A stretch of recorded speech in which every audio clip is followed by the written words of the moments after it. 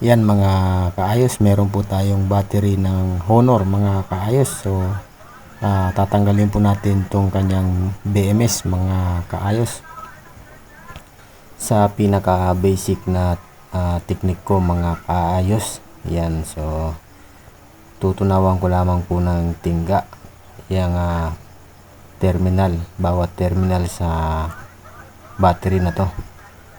So napakadali lang tanggalin tong BMS na to sa battery mga kaayos.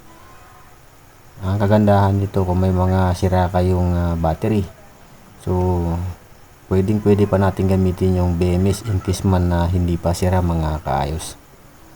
Yan, sa pagtatanggal naman mga kaayos, kailangan lang natin ng soldering iron, or kung meron po tayong flux, pang-apply natin para madali matunaw yung tingga, pwede natin i-apply. Sabay hinang lang mga kaayos. Kita nyo naman, napakadali lang tanggalin.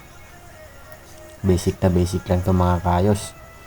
So after natin matanggal, kung meron man kayong ipapalit na goods na BMS, so ganun din ang procedure. Yan, so natanggalan natin ang BMS mga kaayos.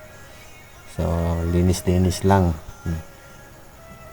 So don't forget to subscribe my mini channel mga kaayos, and pa-click na rin ng notification bell natin para updated po tayo palagi sa susunod ko pang i-upload na mga video. Hanggang sa muli mga kaayos, babels.